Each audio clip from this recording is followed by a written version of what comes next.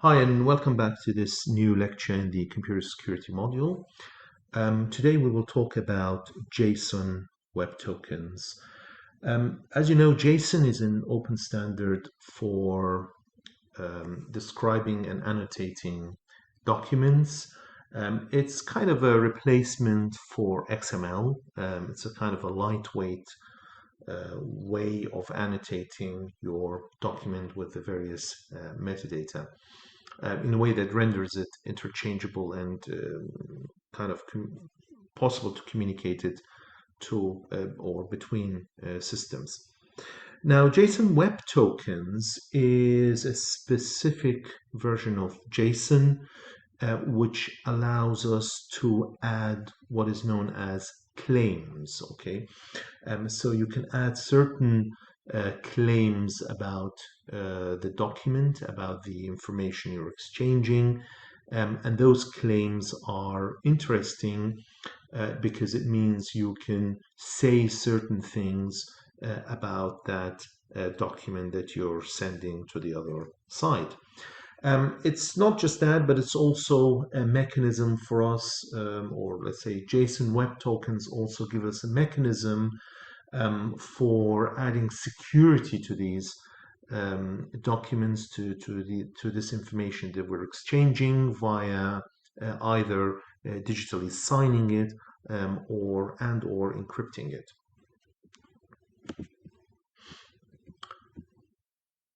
So the main source probably for today's lecture is the JWT.io website.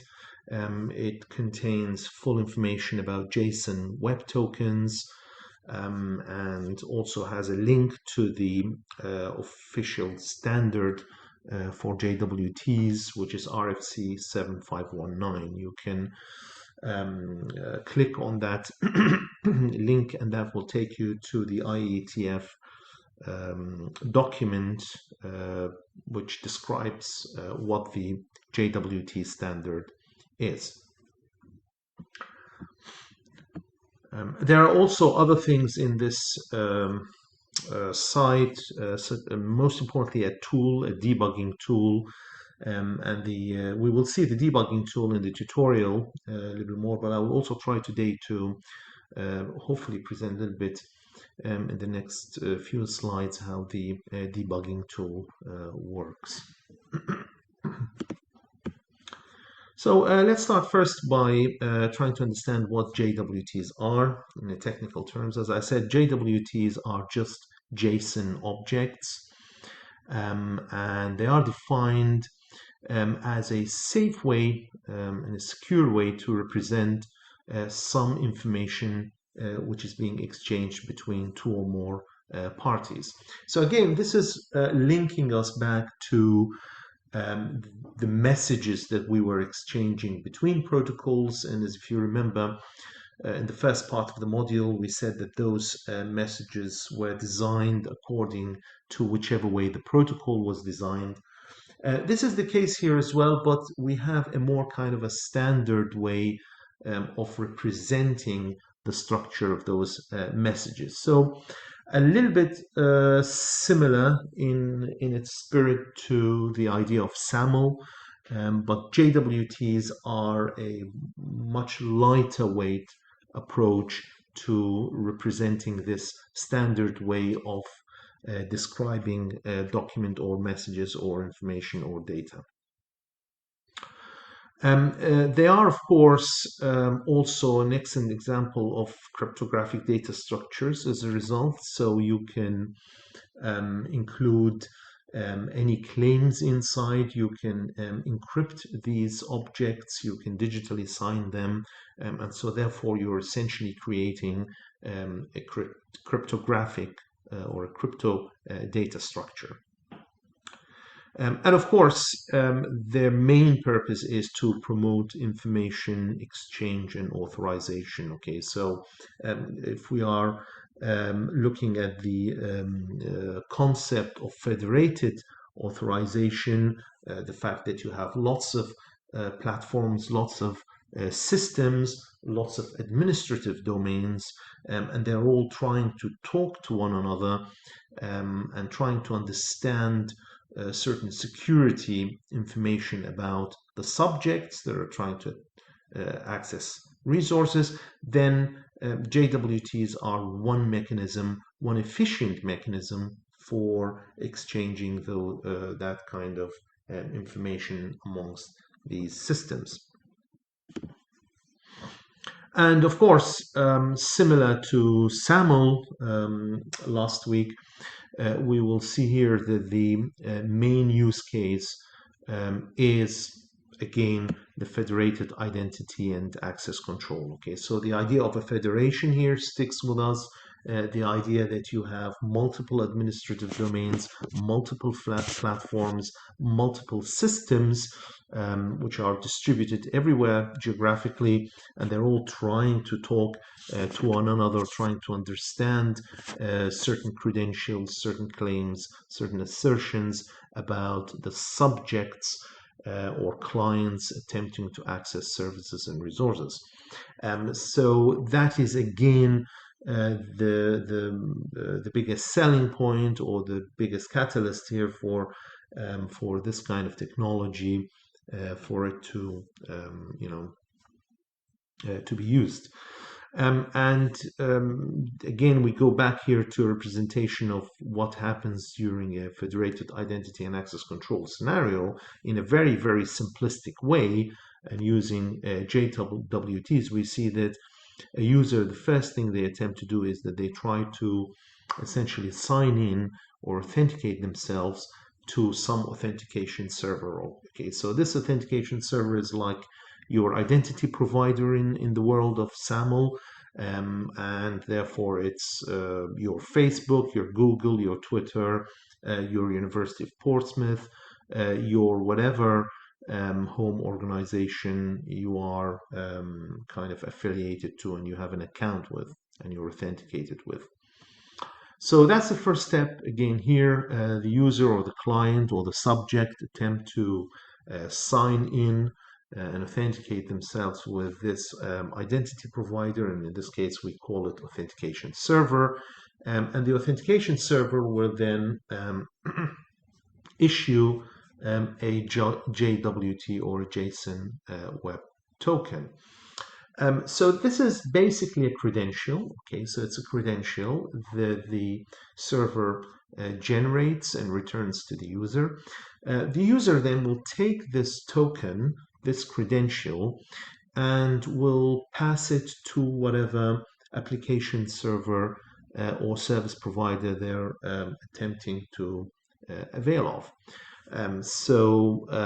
They pass this JWT to the application server. The application server will process this JWT to try to understand whether it's valid, not valid, and more importantly, does it contain the claims, or in other words, the attributes about the user which they would then compare to their internal policies. If that comparison succeeds, if that comparison results in a permit decision, the application server will then allow the user to gain access to the service, or if it's an API call, or if it's resource, whatever it is. So that's, again, the main sort of use case scenario for our JWTs. Now, if we try to look a little bit more in depth into what a JWT itself consists of, we find that it can be broken into three parts: what's known as a header, a payload, and a signature.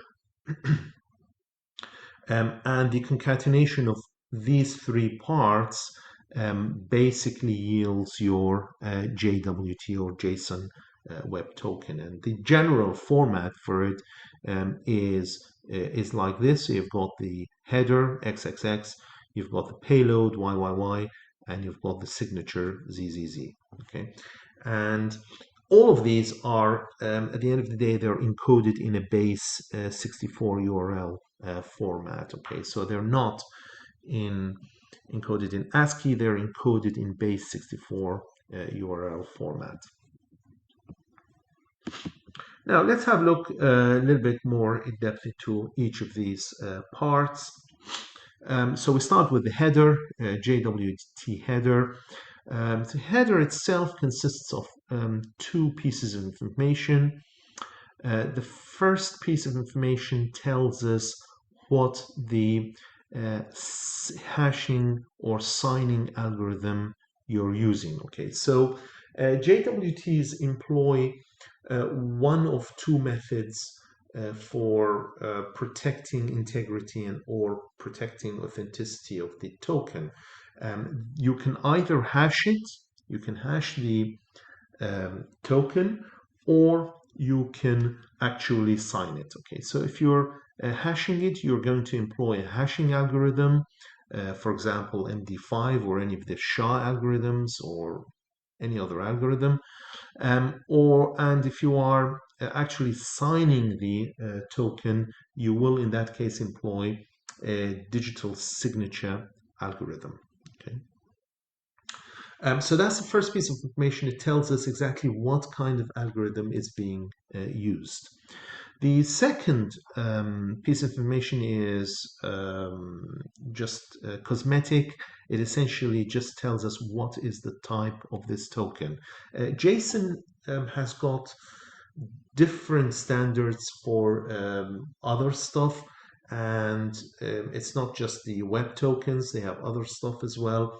So this part of the token specifically will allow you to say that this is a JWT, and you will see that the tag type will have a value of JWT to say that this is in fact a JSON Web Token. So here's a simple example, and in this example we find that the algorithm that we're using is the ESDSA with P256 elliptic curve with SHA-256 algorithm. It's a digital signing algorithm which is used for this token. And of course, the token, the type of the token itself is being marked as a JWT to say that this is a JSON Web Token. Right, that's the header. The second part, which is the most important part of a JWT, is the payload. Okay, so this is the actual information that the JWT is carrying within it. So JWT payload will consist of what we call any number of claims. Okay, so it will consist of any number of claims, and these claims are basically claims about the user or about the subject for whom the JWT is being issued. And they are, of course, the information that the other side of the communication, so the service provider or the consumer of this JWT is looking for. Okay, so they are the meat that we want to obtain from this token. And these claims are essentially what they are. They are types. Okay, so you can think of them as types, and they can be broken into three categories of types. The first one is what we call registered claim names. Okay, so these are like sort of default claim types which have already been defined by IANA. Okay, so I forgot to mention that JWT is maintained, well, it's not maintained, but the claims themselves are registered with IANA, with the Internet Assigned Numbers Authority. So if you go to the IANA website, you will find a link to JWTs, and there you will find all these all these claim names, the registered claim names. The first category, registered claim names, will contain claims about the issuer. So who is the issuer of the token? Who is the subject? What kind of expiry date it has? Whether it has got a starting point, so it can't be used before, and when was it issued at, and other things as well, like the audience and stuff like that. So that's the first category.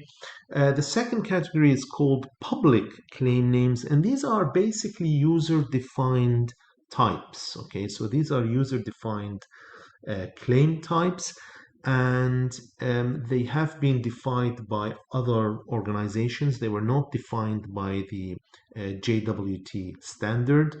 However, they have been registered with IANA. Okay, so if you go to the IANA webpage, you will see all these additional public claim names that have been registered there. What you can think of this is as a like a copyrighted name or a registered trademark, for example. So a certain name which has been defined by someone else and registered with IANA, if you can't use that name with different meaning. Okay, so the meaning of that name has already been defined by someone else. Okay. But if you wanted to define your own personal use case claim names, you then have to define those under the third category, which is what we call private claim names. Okay, so again, these are user-defined, but there is a difference between these and the public ones in the sense that these are not registered with IANA. Okay, so you have your own implementation locally in your company. You have some solution you want to implement, and what you would do here is you would essentially define your own claim name, and you don't bother registering it with IANA. You just know what the semantics of that claim name are locally within your organization or company and within the solution, within the scope of the solution that you're implementing. Actually, I will try now to perhaps add the IANA's webpage. So IANA is, let's go here to the window. So I'll try to share this. It may not be very clear. Okay, so actually I'll stop sharing to make it a little bit clearer. Right, so that's IANA here, and we have 3 tabs. If you go to the protocol registries link here, and if I go to J, so I have JSON, I scroll down, I've got lots of JSON specifications. I go to the JSON Web Token claims. Okay, I find here a page which gives me all the JSON Web Token claims. So as you can see, the first batch here are essentially the registered ones, so the issuer, subject, audience, expiration time, not before, JWT ID, issued at. These are all controlled names. Okay, so you can't redefine them. So they're basically already have been predefined by the JWT standard. However, after that, you will see a number of publicly registered claim names. So these are things that have been defined by others. Okay, and you will not see any. Privately defined claim names because those would not have been registered here. Okay, so let me go back to the lecture. slides and to continue. And I will stop sharing this other screen, right? Okay.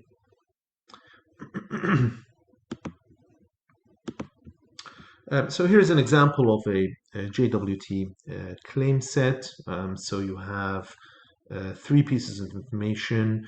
First one is the tag AUD, AUD, which defines the audience of this token. So it's essentially saying to whom is this token issued? Who is supposed to be the consumer of this token? And in this case, we've given an example, my project. So this is some kind of website or server or whatever it is called my project, which is supposed to be the audience for this particular token. And we have a couple of other tags. One is issued at, so I at is issued at, and exp, which is the expiry date. And in this case, we've given both of these a Unix epoch time. Okay, so it's a Unix epoch time or Unix time. So this is a number representing time in the Unix format. Right, so that was the second part, which contains the bulk of the information we're looking for, and now represented in this, represented by the set of claims, and so this set of claims will be issued depending on the issuer, okay, and depending also sometimes on the consumer. What does the consumer want to see about you? What kind of claims does the consumer want to see about you? Will probably prompt the issuer to issue those claims, or sometimes issuers they just issue the claims in a standard way. So that is the set of information they're willing to release about you as a subject, and nothing more than that. Okay, so that depends largely on the implementation of both the authentication server that issues the JWT and the service provider or the consumer, the consuming endpoint, which will use the JWT. Now, the third part is the signature, and the signature basically is used to ensure the origin of the rest of the JWT is authentic. Okay, so we want here to establish authenticity, and so the signature will allow us to do that. Okay. So what will happen here is that we will take the header, the payload, okay, so the previous two parts, which as we know have been encoded using base64 URL format, and we take some private key, okay, so as you know, in the standard way that you would perform a digital signature, and we covered this in the first or second lecture of this module. You take a private key, which is a secret key, and you take the first two parts, the header of the JWT and the payload of the JWT, and then basically you use the private key to sign those two parts. Okay, so signing here means, as you remember, you mean that you hash them first, and then you encrypt the hash, the resulting hash, using the private key. So that will produce a signature for your JWT, which becomes the third part of the token. So you attach that signature to the other two parts, the payload and the header, and that completes your the structure of your JWT token. Okay, so this is here an example. You can use yourselves in the next couple of slides, and you can to demonstrate this, you can use the JWT debugger. So let me try and see if I can do this in a meaningful way. So first of all, let me close some stuff here to make it slightly easier. So we have the JWT. Okay, so Let me try to share this other window. So even if it's not too clear, don't worry, because we get to do this um, in the tutorial. Okay, so that's the JWT web page. Okay, so as I said, there is a link to the RFC 7519 standard. You can go further into the JWT specification by looking at this RFC. Okay, so there is a double debugger tool. Okay, so debugger tool allows you to construct JWT. So if you had a private key, you can put all the information in the header, the payload, and you can use a private key to be able to sign it, and then you produce a complete token. However, what I've done here is I've already pre-constructed a token. Okay, so this is a pre-constructed complete token which contains the header, the payload, and the signature. Okay, so I just copy this and it's in base64 URL format.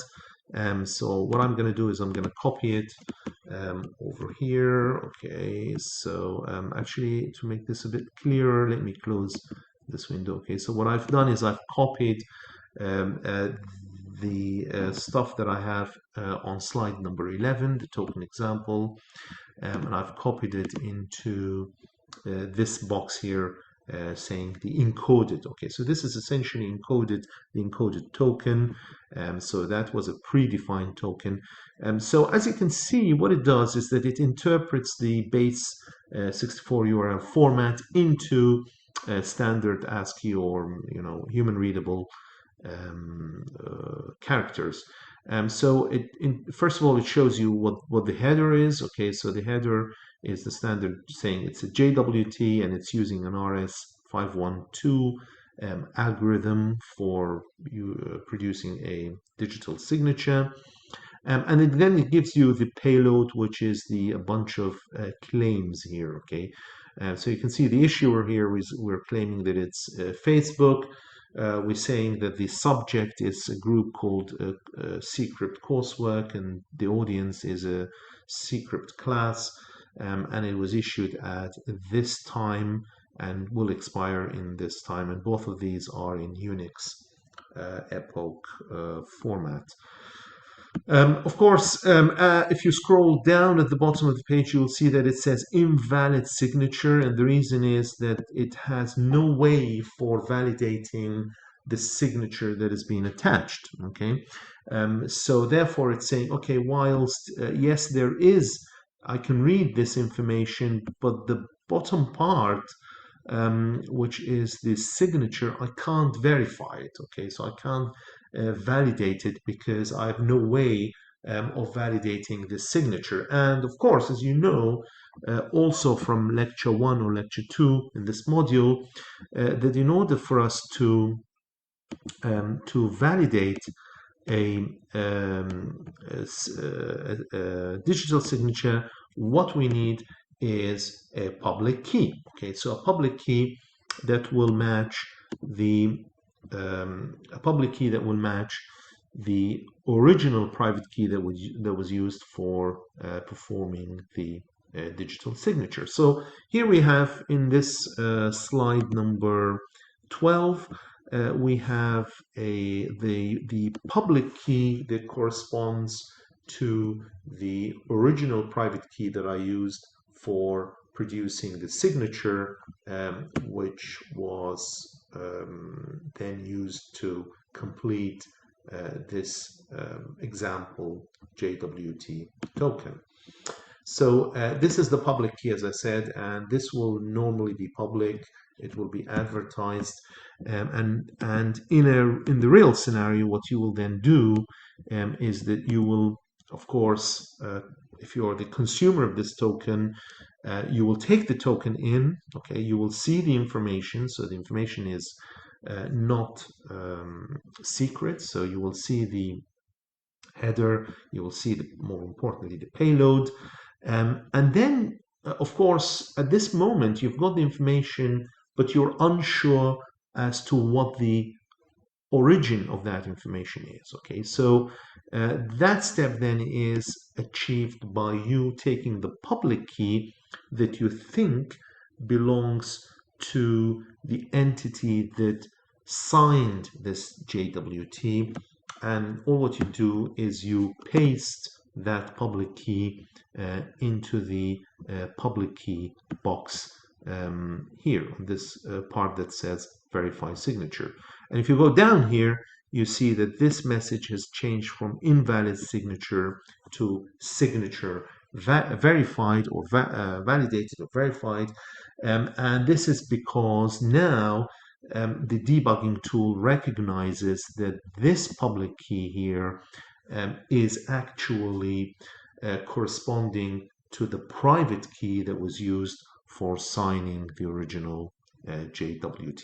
And therefore, if we know who the owner of this public key is, for example, if we have a directory or if we have a digital certificate that came with the token to link the or to bind the public key with the owner of it, then we will be sure that that owner or that issuer is indeed who they say they are. And of course, in this hypothetical example, we're saying that this is Facebook. So presumably this would be Facebook's public key. Okay, so and in that case, we'll be definitely sure that having seen that the signature verified message here, we will definitely be sure that this JSON Web Token indeed came from Facebook, and therefore whatever Facebook is claiming next about the subject, the audience, whatever other information they're including, that information is indeed something that Facebook will have held or said that they believe in. Okay, so that's the purpose of this part. Of course, you don't have to always do digital signatures. You can just do hashing. Okay, so you can just produce a hash, and the hash will not assert the origin of the token. It will, however, protect its integrity. So you will know that the token has not been modified. And there are certain scenarios. It depends all on your scenarios. But there are certain scenarios where the full authentication is not required. So I mean, full authentication of origin is not required. But all what we require is just to know that the token has not been mingled with, has not been corrupted. Okay. So let me bring back the original slides again.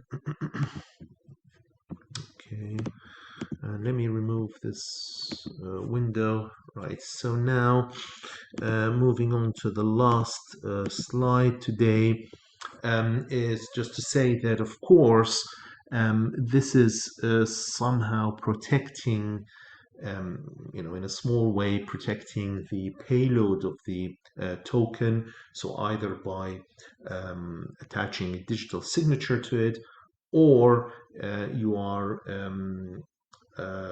hashing the payload. So therefore, you're protecting the integrity. And as we said, it depends on the requirements of the specific business scenario, specific application that you're building, specific system you're building. Okay, but you can add extra security. Okay, so JSON doesn't just define formats for such tokens which contain claims. They also define other standards. Okay, so notably, there are two that are of interest to us here.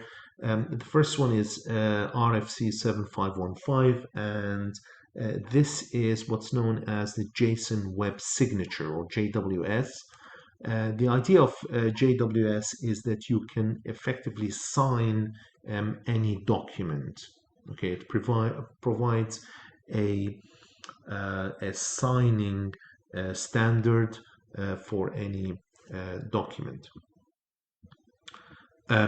So what you can do here is you can take your complete JWT token. Okay, so you can take this whole token here that you've produced, and you can use it as the payload for your JWS, your new JWS token. Okay, so in that way, it will become overall the whole thing.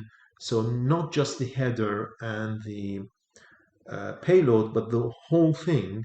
Uh, so even if you had included just a hash, the whole thing now will be sort of signed if you are using it as a payload for a new token that will encapsulate it, and that's the JWS token.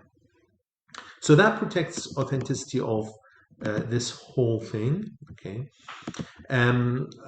Or you can use also RFC 7516, which is a what's known as the JSON Web Encryption standard, or the JWE token. Okay, so as the name suggests, this is a standard that will produce an encrypted token. Okay, and again, you can use if you wanted, for example, to hide this information.